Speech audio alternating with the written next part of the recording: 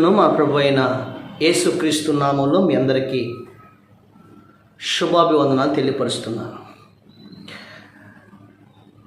దేవుడు హీన స్థితిలో నుండి సంపన్న స్థితిలోనికి, ఆయన దీన స్థితిలో నుండి ఉన్నత స్థితిలోనికి నడిపించే ఉన్నతమైన దేవుడు మన ప్రభు అయిన యేసుక్రీస్తు. ఇదే అతని జీవితంలో జరిగింది.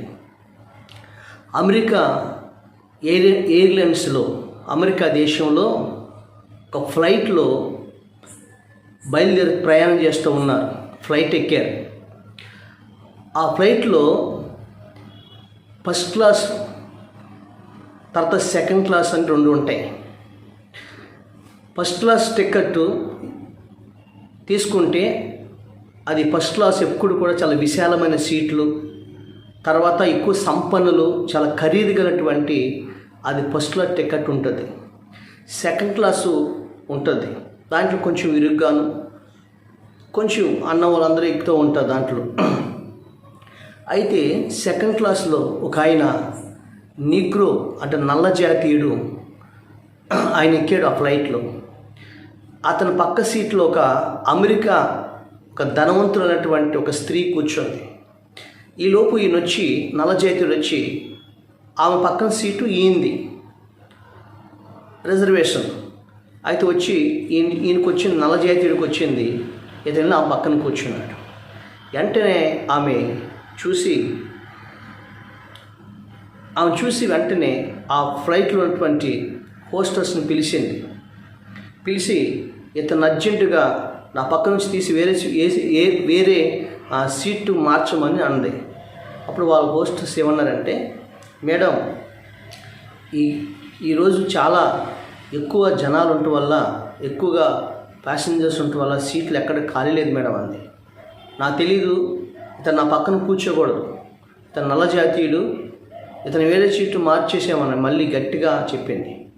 సరే ఆమె వెళ్ళి ఆ పైలట్ దగ్గరికి వెళ్ళి అడిగింది, ఇలాగా ఒక ధనవంతులైన స్త్రీ ఎక్కింది ఈ సెకండ్ క్లాస్లోనే, అయితే నల్ల జాతీయుడని, ఆమె తెల్లగా ఉంటుంది కదా, అమెరికన్స్ కాబట్టి, అమెరికా లేడీ ధనవంతురాలట, మరి అతన్ని తీసి ఆయన వేరే సీటు ఇవ్వమని అడుగుతుంది అని గొడవ చేస్తుందని ఆ పైలట్తో చెప్పింది. ఈ హోస్ట్ చెప్పారు, సర్వ్ చేసేవాళ్ళు ఉంటారు కదా లేడీస్. అప్పుడు మేడం ఒక 10 నిమిషాలు ఆగండి, మేము సీటు చూస్తున్నాం అని చెప్పేసి వెళ్ళారు. తర్వాత ఫస్ట్ క్లాస్లో ఒకే ఒక సీట్ ఉంది, అది ఆ సంపన్నులు ఉండే ఆ సీట్ అది. అయితే వచ్చేసి మేడం ఒక ఫస్ట్ క్లాస్లో ఒక సీట్ ఉంది, కాబట్టి సెకండ్ క్లాస్ టికెట్ మీద ఫస్ట్ క్లాస్లో కూర్చునే అవకాశం ఉండదు, కానీ మరి మీ పక్కన నల్ల జాతీయుడు కూర్చోవద్దన్నారని ఇతన్ని ఫస్ట్ క్లాస్లో కూర్చోబెట్టక అనుమతించారు అని చెప్పి, సార్ మీరు మీ లగేజ్ సర్దుకుని మరి ఫస్ట్ క్లాస్ దాంట్లోకి వచ్చేయండి మీరు అని చెప్పేసి అని అవంది. వెంటనే ఈ అమెరికన్ లేడీ ఒక్కసారి బిత్తరపోయి చూస్తుంది. ఆ చుట్టుపక్కల వాళ్ళందరూ కూడా కరసాల ధ్వనులతో సప్పట్లు కొట్టారు. ఎందుకంటే సెకండ్ క్లాస్లో కూర్చున్న వ్యక్తికి దేవుడి కృప వలన డబ్బులు లేకుండానే ఉచితంగా సంపన్నులు కూర్చునే ఆ యొక్క ఫస్ట్ క్లాస్లోనికి బ్లాక్లోకి ఆమె వెళ్ళిపోయింది. ఫ్లైట్లో వెళ్ళిపోయాడు అతను. చివరికి ఆమె బిక్కమొక మీద కూర్చోండి. దేవుని స్తోత్రం కలిగినగా.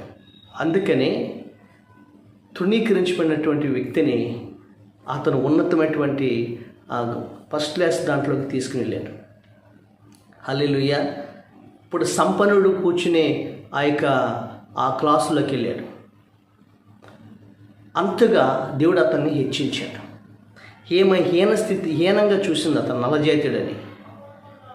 కానీ దేవుడు అతని కోసం ఫస్ట్ క్లాస్ టికెట్ని సంపన్నులు కూర్చునే ఆ క్యాబిన్లోకి తీసుకుని వెళ్ళింది. అద్భుతంగా ఆయన సిరినవ్వు నవ్వుకుంటూ వెళ్తున్నప్పుడు ఏమో చుట్టూ ఉన్న వాళ్ళందరూ కూడా చప్పట్లు కొడుతూ కరసాల ధ్వనులతో అతన్ని సాగనంపారు. దేవుని స్తోత్రం. ఈరోజు జీవము కలిగిన దేవుడు కూడా అలాగే ఉంటారు. నీ చుట్టూ ఉన్న వారందరూ కూడా నిన్ను హీనస్థితిగా హీనంగా చూసిన, నిన్ను హేళనగా చూసిన, ఒకవేళ నేను తృణీకరించిన నీ దేవుడున్నాడు చూసావా, నిన్ను హీన స్థితిలో నుండి నిన్ను సంపన్న స్థితిలోనికి దేవుడు నేను తీసుకుని వెళ్తాడు. అందుకని బైబిల్ గ్రంథంలో ఒక మాట ఉంది. ఎవరు రాయబడిందంటే చూడండి, ఒక మాట బైబిల్ గ్రంథంలో ఒక మాట ఉంది. మొదటి దినవృత్తాంతముల గ్రంథం 14వ అధ్యాయం 2వ వచనంలో మనం చూసినట్లయితే ఒక మాట ఉంటుంది. ఏం రాయబడిందంటే 14:2లో ఒక మాట రాయబడింది. ఆయన ఒక అద్భుతమైన మాట ఉంది. 14:2లో మొదటి దినవృత్తాంతం గ్రంథంలో ఒక అద్భుతమైనటువంటి మాటని మనం చదువుదాం. చూడండి 2వ వచనం. తన జనులకు ఇశ్రాయేలు నిమిత్తము యెహోవా తన రాజ్యమును ఉన్నత స్థితిలోనికి తెచ్చినందున ఆయన తన్ను ఇశ్రాయేలు మీద రాజుగా స్థిరపరచుని దావీదు గ్రహించెను. ఉన్నత స్థితిలోకి తీసుకెళ్ళాడంటే ఎవరిని? దావీదుని. ఎందుకు ఉన్నత స్థితిలోకి తీసుకెళ్ళాడంటే తన చేసుకున్న భార్య ఒక రాజు కూతురు. ఆమె పేరు సౌలు కూతురు మేకాల్. దావీదు గొర్రెలు కాసుకునేవాడు. గొర్రెలు కాసుకునేవాడిని దేవుడు గొప్ప రాజుగా చేశాడు. ఆ ఆనందముతో దావీదు మందసం ఎదుట నాట్యమాడుతూ దేవుణ్ణి స్తుతిస్తూ ఆ మందసాన్ని దావీదుపురంలోకి తీసుకుని వచ్చాడు. ఆ మందసం ముందు నాట్యమాడుట దావీదు భార్యటువంటి రాజు కుమార్తెటువంటి సౌలు కూతురు చూసింది. అప్పుడు సౌలు కూతురు చూసి దావీదుని ఏమంటుందో తెలుసా? చాలా ఆమె 2వ సమూయేలు గ్రంథం 6:20 చూసినట్లయితే, సమూయేలు రాసిన 2వ గ్రంథం 6:20 చూసినట్లయితే దావీదుని ఒక మాట అంటుంది. ఇంటికి వెళ్ళాడు సంతోషంగా. అప్పుడు దావీదు భార్య కిటికీలో నుండి చూసి దావీదుని అంటుంది, అతడు ఒక రాజు అయ్యాడన్న సంగతి కూడా మర్చిపోయి నువ్వేంటి పని వాళ్ళకన్నా హీనంగా, పనికత్తుల కన్నా హీనంగా ఒక వెర్రివాడు పిచ్చివాడు డ్యాన్స్ నట్లుగా రోడ్ల మీద డ్యాన్స్ చేస్తున్నామేంటి అని దావీదునంట అపహాస్యం చేసి హీనపరిచిందంట. ఎంత గొప్ప ఇదండి. అప్పుడు దావీదు అన్నాడు, తన భార్య అటువంటి ఆమెతో అన్నాడు, ఇదిగో నిజమే, నేను పనికత్తుల కన్నా హీనమైన వాడిని. ఎందుకో తెలుసా? గొర్రెలు మేపుకునే నన్ను నా దేవుడు తీసుకుని వచ్చి గొప్ప రాజుగా చేశాడు.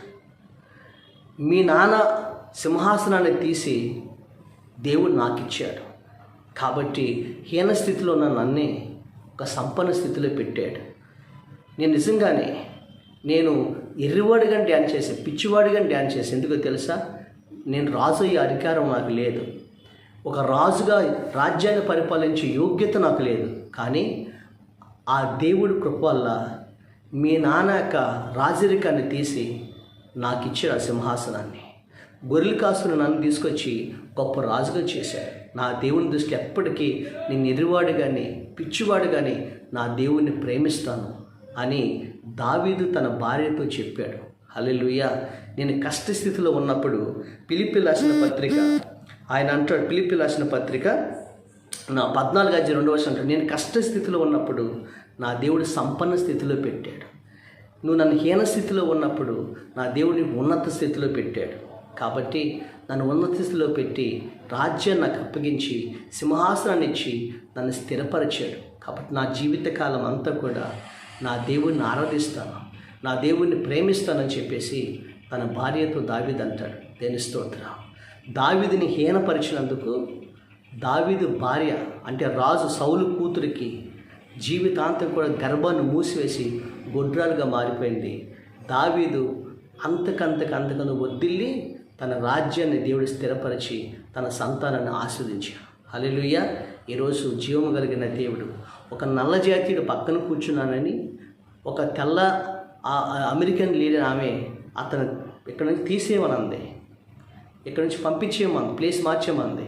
కానీ దేవుడు ఏం చేసి చెప్పండి, సెకండ్ క్లాస్లో టికెట్ కూర్చున్న ఈ వ్యక్తికి ఫస్ట్ క్లాస్లో సంపన్నులు కూర్చుని ఆ క్యాబిన్లోనికి ఆ ఫస్ట్ క్లాస్ టికెట్ ఆ యొక్క క్యాబిన్లోకి ఇతను దేవుడు ఆ సీట్ ఇచ్చాడు. ఇతని కోసం ఒకే ఒక సీట్ ఉంచాడు. ఎంత గొప్ప దేవుడు. ఈరోజు నీ స్థితి కూడా హీన స్థితి అవ్వచ్చు, దీన స్థితి అవ్వచ్చు, కానీ దేవుడు నేను సంపన్న స్థితిలో పెడతాడు. ఆ సంపన్న దేవుడిని, ఉన్నతమైన దేవుడిని దావీదులాగా ఆరాధించు, ఆ దేవుడిని ప్రేమించు. ఆ దేవుడి కృప నేను ఉన్నత స్థానంలో ఉంచును గాక. ఆమె. పరిశుద్ధుడు అయిన మా తండ్రి, సర్వశక్తిమంతుడైన మా ప్రభా, మీకు స్తోత్రాలు చెల్లిస్తాం. ఈ రోజున నీ వాక్యం ద్వారా మా అందరితో మాట్లాడినందుకు స్తుతులు స్తోత్రాలు చెల్లిస్తూ తండ్రి, హీన స్థితిలో ఉన్న దావీదుని సంపన్న స్థితిలో పెట్టావు. ఎవరైతే హీనపరిచారో వాళ్ళ జీవితాన్ని శపించి చెప్పుగతిగా మారిపోయింది. కానీ దేవుడు దావీదుని ఎర్రివాడుగా నిన్ను ప్రేమించాడు. నిన్ను ఆరాధించినప్పుడు అతన్ని ఘనపరిచే గొప్ప స్థితిలో పెట్టినట్లుగా ఈ వాక్యం చూస్తున్న బిడ్డలందరినీ ఆ స్థితిలో పెట్టమని యేసునామములో చున్నాము తండ్రి. ఆమేన్. ఆమేన్. పరిశుద్ధుడును మా ప్రభు అయిన యేసుక్రీస్తు నామంలో మీ అందరికీ శుభాభివందనాలు తెలియపరుస్తున్నాను. దేవుడు హీన స్థితిలో నుండి సంపన్న స్థితిలోనికి, ఆయన దీన స్థితిలో నుండి ఉన్నత స్థితిలోనికి నడిపించే ఉన్నతమైన దేవుడు మన ప్రభు అయిన యేసుక్రీస్తు. ఇదే అతని జీవితంలో జరిగింది.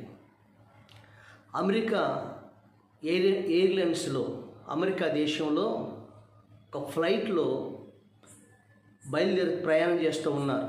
ఫ్లైట్ ఎక్కారు.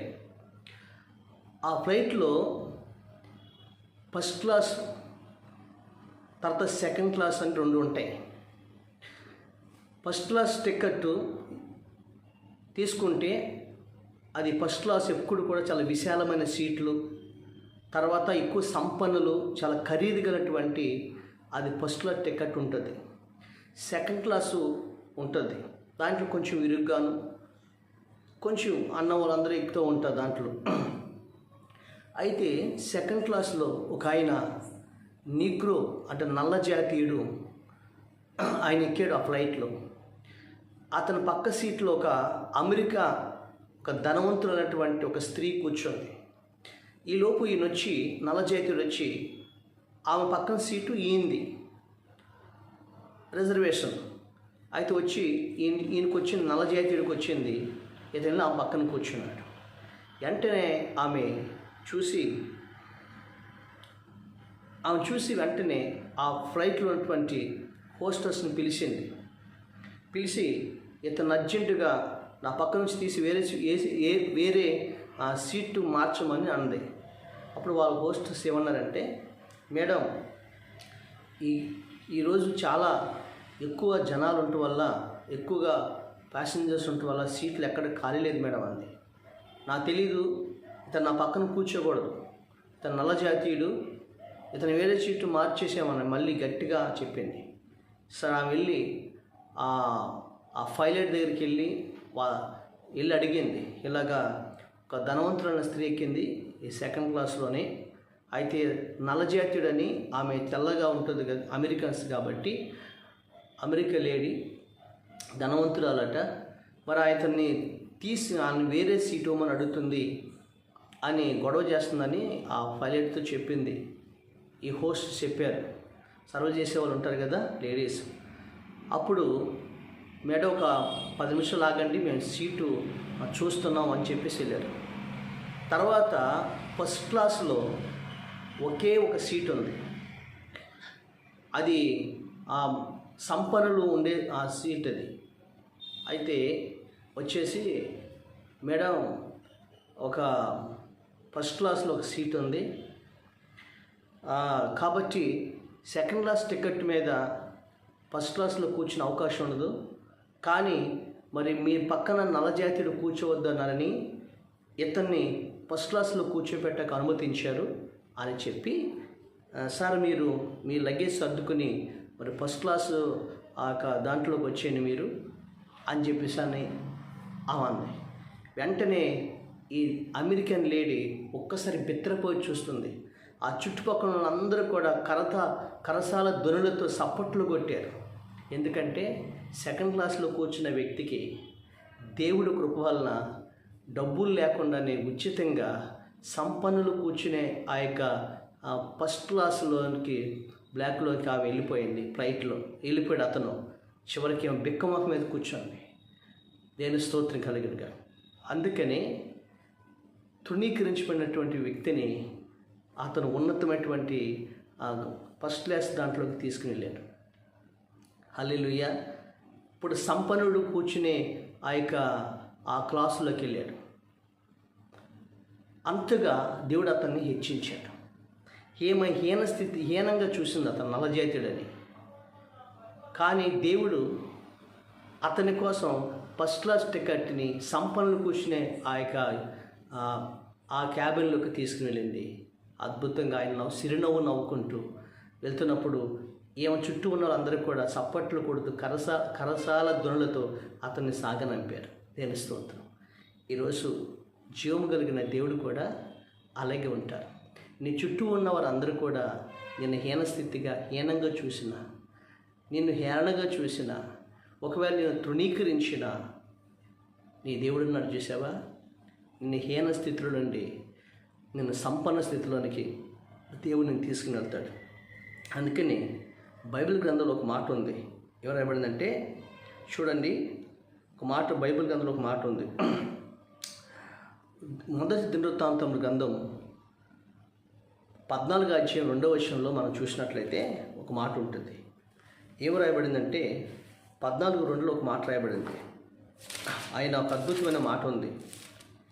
14:2లో మొదటి దినవృత్తాంతం గ్రంథంలో ఒక అద్భుతమైనటువంటి మాటని మనం చదువుదాం. చూడండి 2వ వచనం. తన జనులకు ఇశ్రాయేలు నిమిత్తము యెహోవా తన రాజ్యమును ఉన్నత స్థితిలోనికి తెచ్చినందున ఆయన తన్ను ఇశ్రాయేలు మీద రాజుగా స్థిరపరచునని దావీదు గ్రహించెను. ఉన్నత స్థితిలోకి తీసుకెళ్ళాడంటే ఎవరిని? దావీదుని. ఎందుకు ఉన్నత స్థితిలోకి తీసుకెళ్ళాడంటే తన చేసుకున్న భార్య ఒక రాజు కూతురు. ఆమె పేరు సౌలు కూతురు మేకాల్. దావీదు గొర్రెలు కాసుకునేవాడు. గొర్రెలు కాసుకునేవాడిని దేవుడు గొప్ప రాజుగా చేశాడు. ఆ ఆనందముతో దావీదు మందసం ఎదుట నాట్యమాడుతూ దేవుణ్ణి స్తుతిస్తూ ఆ మందసాన్ని దావీదుపురంలోకి తీసుకుని వచ్చాడు. ఆ మందసం ముందు నాట్యమాడుట దావీదు భార్యటువంటి రాజు కుమార్తెటువంటి సౌలు కూతురు చూసింది. అప్పుడు సౌలు కూతురు చూసి దావీదుని ఏమంటుందో తెలుసా? చాలా ఆమె 2వ సమూయేలు గ్రంథం 6:20 చూసినట్లయితే, సమూయేలు రాసిన 2వ గ్రంథం 6:20 చూసినట్లయితే దావీదుని ఒక మాట అంటుంది. ఇంటికి వెళ్ళాడు సంతోషంగా. అప్పుడు దావీదు భార్య కిటికీలో నుండి చూసి దావీదుని అంటుంది, అతను ఒక రాజయ్యుడన్న సంగతి కూడా మర్చిపోయి నువ్వేంటి పని వాళ్ళకన్నా హీనంగా, పనికత్తుల కన్నా హీనంగా ఒక వెర్రివాడు పిచ్చివాడు డ్యాన్స్ నట్లుగా రోడ్ల మీద డ్యాన్స్ చేస్తున్నామేంటి అని దావీదునంట అపహాస్యం చేసి హీనపరిచిందంట. ఎంత గొప్ప ఇదండి. అప్పుడు దావీదు అన్నాడు, తన భార్య అయినటువంటి ఆమెతో అన్నాడు, ఇదిగో నిజమే, నేను పనికత్తుల కన్నా హీనమైన వాడిని. ఎందుకో తెలుసా? గొర్రెలు మేపుకునే నన్ను నా దేవుడు తీసుకుని వచ్చి గొప్ప రాజుగా చేశాడు. మీ నాన్న సింహాసనాన్ని తీసి దేవుడు నాకు ఇచ్చాడు. కాబట్టి హీన స్థితిలో ఉన్న నన్నే ఒక సంపన్న స్థితిలో పెట్టాడు. నేను నిజంగానే ఎర్రివాడిగా డ్యాన్స్ చేశాను, పిచ్చివాడిగా డ్యాన్స్ చేశాను. ఎందుకో తెలుసా? నేను రాజు అయ్యే అధికారం నాకు లేదు, ఒక రాజుగా రాజ్యాన్ని పరిపాలించే యోగ్యత నాకు లేదు. కానీ ఆ దేవుడి కృప వల్ల మీ నాన్న యొక్క రాజరికాన్ని తీసి నాకు ఇచ్చాడు ఆ సింహాసనాన్ని. గొర్రెలు కాసుకుని నన్ను తీసుకొచ్చి గొప్ప రాజుగా చేశాడు. నా దేవుని దృష్టి ఎప్పటికీ నేను ఎదురువాడు కానీ పిచ్చివాడు కానీ నా దేవుణ్ణి ప్రేమిస్తాను అని దావీదు తన భార్యతో చెప్పాడు. హల్లెలూయా. నేను కష్టస్థితిలో ఉన్నప్పుడు ఫిలిప్పీయులకు రాసిన పత్రిక ఆయన అంటాడు, ఫిలిప్పీయులకు రాసిన పత్రిక 14:2 అంటాడు, నేను కష్టస్థితిలో ఉన్నప్పుడు నా దేవుడు సంపన్న స్థితిలో పెట్టాడు. నువ్వు నన్ను హీన స్థితిలో ఉన్నప్పుడు నా దేవుడిని ఉన్నత స్థితిలో పెట్టాడు. కాబట్టి నన్ను ఉన్నత స్థితిలో పెట్టి రాజ్యాన్ని నాకు అప్పగించి సింహాసనాన్ని ఇచ్చి నన్ను స్థిరపరిచాడు. కాబట్టి నా జీవితకాలం అంతా కూడా నా దేవుడిని ఆరాధిస్తాను, నా దేవుడిని ప్రేమిస్తానని చెప్పేసి తన భార్యతో దావీదు అంటాడు. దేని స్తోత్రం. దావీదుని హీనపరిచినందుకు దావీదు భార్య అంటే రాజు సౌలు కూతురికి జీవితాంతం కూడా గర్భాన్ని మూసివేసి గొడ్రాలుగా మారిపోయింది. దావీదు అంతకంతకు వర్ధిల్లి తన రాజ్యాన్ని దేవుడు స్థిరపరిచి తన సంతానాన్ని ఆస్వాదించాడు. హల్లెలూయా. ఈరోజు జీవము కలిగిన దేవుడు ఒక నల్ల జాతీయుడు పక్కన కూర్చున్నానని ఒక తెల్ల అమెరికన్ లీడర్ ఆమె అతను ఇక్కడ నుంచి తీసేయమనంది. ఇక్కడ నుంచి పంపించేయమంది, ప్లేస్ మార్చేమంది. కానీ దేవుడు ఏం చేసి చెప్పండి, సెకండ్ క్లాస్లో టికెట్ కూర్చున్న ఈ వ్యక్తికి ఫస్ట్ క్లాస్లో సంపన్నులు కూర్చుని ఆ క్యాబిన్లోనికి, ఆ ఫస్ట్ క్లాస్ టికెట్ ఆ యొక్క క్యాబిన్లోకి ఇతను దేవుడు ఆ సీట్ ఇచ్చాడు. ఇతని కోసం ఒకే ఒక సీట్ ఉంచాడు. ఎంత గొప్ప దేవుడు. ఈరోజు నీ స్థితి కూడా హీన స్థితి అవ్వచ్చు, దీన స్థితి అవ్వచ్చు, కానీ దేవుడు నేను సంపన్న స్థితిలో పెడతాడు. ఆ సంపన్న దేవుడిని, ఉన్నతమైన దేవుడిని దావీదులాగా ఆరాధించు, ఆ దావీదుని దేవుణ్ణి ప్రేమించు. ఆ దేవుడి కృప నేను ఉన్నత స్థానంలో ఉంచునుగాక. ఆమె పరిశుద్ధుడైన మా తండ్రి, సర్వశక్తిమంతుడైన మా ప్రభువా, మీకు స్తోత్రాలు చెల్లిస్తాం. ఈ రోజున నీ వాక్యం ద్వారా మా అందరితో మాట్లాడేందుకు స్తుతులు స్తోత్రాలు చెల్లిస్తూ తండ్రి, హీన స్థితిలో ఉన్న దావీదుని సంపన్న స్థితిలో పెట్టావు. ఎవరైతే హీనపరిచారో వాళ్ళ జీవితాన్ని శపిగతిగా మారిపోయింది. కానీ దేవుడు దావీదుని ఎర్రివాడుగా నిన్ను ప్రేమించావు, నిన్ను ఆరాధించినప్పుడు అతను ఘనపరిచే గొప్ప స్థితిలో పెట్టినట్లుగా ఈ వాక్యం చూస్తున్న బిడ్డలందరినీ ఆ స్థితిలో పెట్టమని యేసు నామమున తండ్రి. ఆమె.